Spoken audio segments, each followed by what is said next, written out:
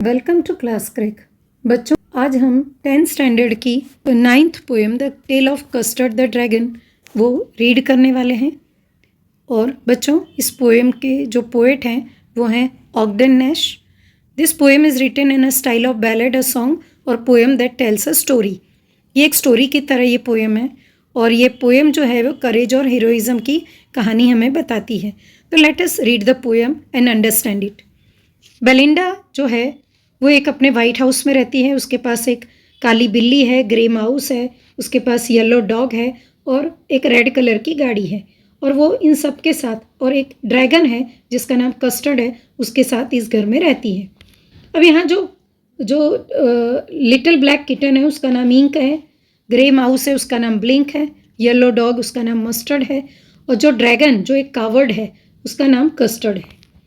अब ये जो कस्टर्ड ड्रैगन है उसके शार्प टीथ हैं, उसके बॉडी पे स्पाइक्स हैं, उसकी पेट के पास कुछ धारियाँ बनी हुई हैं, उसका मुंह फायरप्लेस की तरह है, नोज़ चिमनी की तरह है। और ये एक इन सभी पेट्स के साथ बेलिंडा अपने उस वाइट हाउस में रहती है।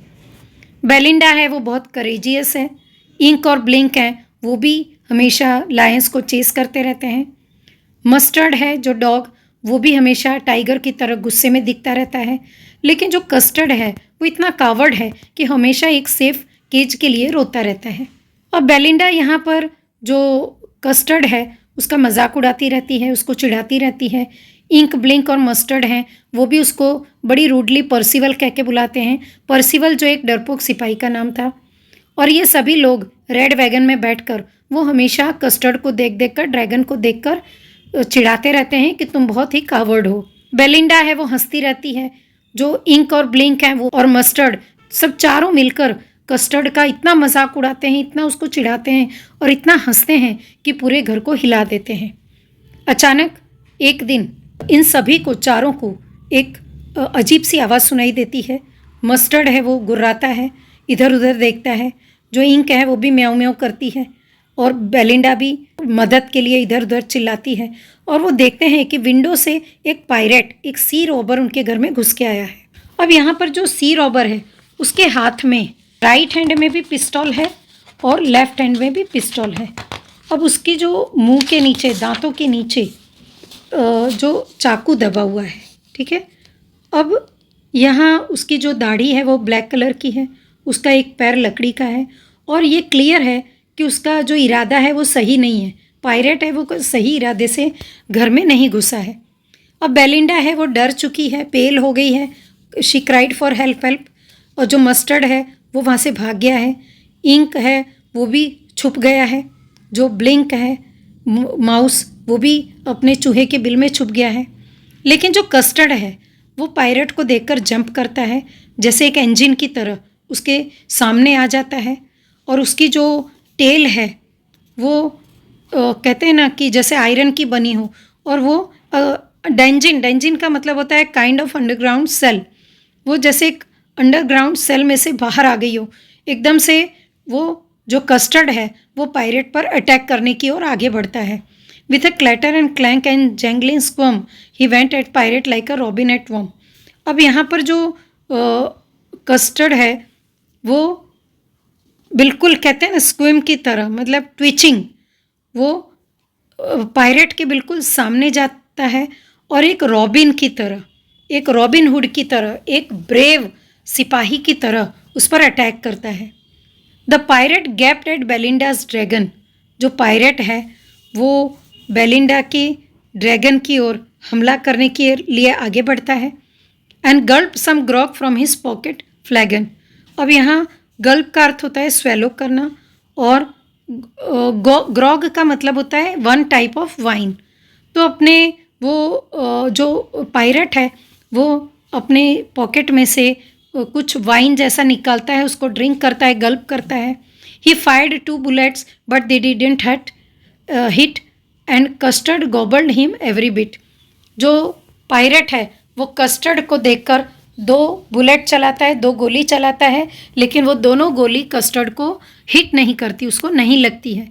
और जो कस्टर्ड है वो पायरेट को ही गॉबल्ड हिम मतलब होता है कि वो पायरेट को निगल जाता है, उसको swallow कर लेता है.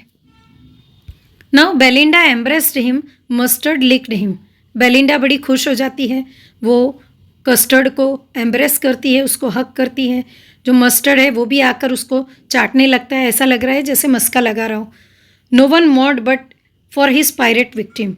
अब उसने कोई भी पायरेट के लिए दुखी नहीं हो रहा है, बल्कि इंक और ब्लिंक भी वो दोनों आकर ये कस्टर्ड के चारों तरफ उसको सर्कल बना के बैठ जाते हैं. Around the dragon that at the pirate. जो ड्रैगन है जिसने पायरेट को वो स्वेलो कर चुका है, गल्प कर चुका है, तो उसके चारों तरफ बेलिंडा, मस्टर्ड, इंक, ब्लिंक वो चारों सर्कल बना के बैठ गए हैं और उसको मस्के मार रहे हैं. But presently up spoke little dog mustard. I would have been twice as brave if I hadn't been flustered. अब यहाँ पर चारों जन सर्कल बना के बैठे हैं और वो कस्टर्ड को अपनी अपनी बड़ाइयाँ सुना रहे हैं. जो मस्टर्ड डॉग है वो कहता है कि अरे मैं तो तुमसे 2 गुना ज़्यादा ब्रेव हूँ, लेकिन अगर मैं चला ना गया होता तो मैं तुमसे ज़्यादा 2 गुना ब्रेव हूँ, मैं अपनी ब्रेवरी ज़रूर दिखाता. और जो इंक और ब्लिंक हैं वो भी कहते हैं कस्टर्ड को कि अरे हम तो तुमसे 3 गुना ज़्यादा ब्रेव हैं, लेकिन हमें मौका ही नहीं मिला उसे कुछ करने का. तो कस्टर्ड ने कहा I quite agree that everybody is braver than me. जो कस्टर्ड है वो बेचारा सी भोला है, वो इन लोगों की चालाकियाँ समझ नहीं पाता है. वो कहता है कि कोई बात नहीं, तुम सब मेरे से ज़्यादा ब्रेव हो, कोई बात नहीं, मैं तुम्हारी इन बातों को एग्री करता हूँ. और इस तरह जो कस्टर्ड है वो इन चारों की चालाकियों को नहीं समझ पाता है और वो कहता है कि कोई बात नहीं, तुम लोग मुझसे ज़्यादा ब्रेव हो, पर कोई बात नहीं, मैंने अकेले ही पायरेट का खात्मा कर दिया. अब यहाँ बताया गया है कि Belinda still lives in her little white house. Belinda अभी भी अपने उस घर में रह रही है, उसकी ब्लैक किटन और ग्रे माउस के साथ, उसके येलो डॉग के साथ, और उसकी रेड वैगन भी वहीं पर है, और उसका पेट ड्रैगन कस्टर्ड भी वहीं है. Belinda is as brave as barrel full of bears. Ink Blink chase lions down the stairs. Belinda आज भी उतनी करेजियस और ब्रेव है. इंक ब्लिंक आज भी लायन को चेज करते हैं. मस्टर्ड है वो आज भी गुस्से में टाइगर की तरह गुर्राता है, और आज भी वो कस्टर्ड एक सेफ की केज के लिए हमेशा रोता रहता है. तो ये पोएम में बच्चों जो कस्टर्ड द ड्रैगन है उसकी स्टोरी बताई गई है कि किस तरह पोएम में उसको एक डरपोक ड्रैगन बताया है, लेकिन जब पायरेट हमला करता है तो जो करेजियस बेलिंडा, इंक, ब्लिंक और मस्टर्ड सारे छुप जाते हैं, लेकिन जिसे वो कावर्ड और डरपोक समझते हैं वो ही कस्टर्ड आकर उस पायरेट का खात्मा करता है और सबको बचा लेता है. तो ये बच्चों इस पोएम की स्टोरी है. तो बच्चों आई होप कि आपको ये स्टोरी समझ में आ गई होगी. So now let us see the questions of this poem. अब इसका जो फर्स्ट क्वेश्चन है, who are the characters in this poem, list them with their pet names. तो बच्चों the characters in this poems are Belinda, little black kitten, a little grey mouse, a little yellow dog, a little pet dragon and a pirate. तो ये सारे उसके characters हैं. दूसरा question है, why did custard cry for a nice safe cage? Why is the dragon called cowardly dragon? तो इसका answer है, the custard cried for a nice safe cage because it was coward. It is called a cowardly dragon because everybody else in the house was brave. Belinda was as brave as a barrel full of beers. Ink Blink as described are so brave that they could chase lions down the stairs, and Mustard was as brave as a tiger in a rage. And compared to them, Custard is a coward because it cried asking for a nice and safe cage. Third question है, Belinda tickled him, she tickled him unmerciful. Why? तो Belinda tickled him, dragon unmerciful, because it was very scared and cried for a safe cage.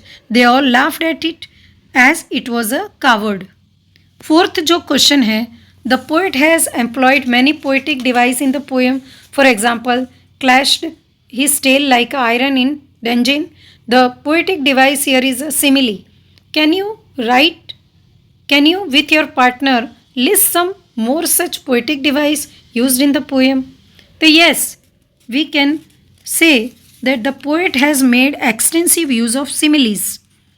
For example, the repetitive use of the word little in the first stanza to emphasize how Everything from the house to Belinda to her pets were all little. In the seventh stanza, the poet has made use of incorrect spelling as a poet device to maintain the rhythm scheme of the poem. In the 10th stanza, the custard has clashed his tail with a clatter and a clank. Similarly, in stanza 11, the pirate gaped at the dragon and gulped some grog. So here you can write these sentences for the answer. Now, यहाँ next question है, read the stanza the again and know how the poet describes the appearance of the dragon. तो ये बच्चों answer आप खुद लिख सकते हो, क्योंकि कस्टर्ड द ड्रैगन है उसको पूरे पोएम में किस तरह डिस्क्राइब किया गया है। So you can write in your own way. ठीक है बच्चों, तो आई होप कि आपको ये पूरी पोएम समझ में आ गई होगी। और ये जो पोएम है ये अगर आपको अच्छी लगी हो, वीडियो अच्छा लगा हो, तो बच्चों इस वीडियो को लाइक करें, चैनल को सब्सक्राइब करें और कमेंट बॉक्स में कमेंट दीजिए। और हाँ बच्चों, बेल आइकन को ज़रूर दबाइए। सो बच्चों, थैंक यू सो मच।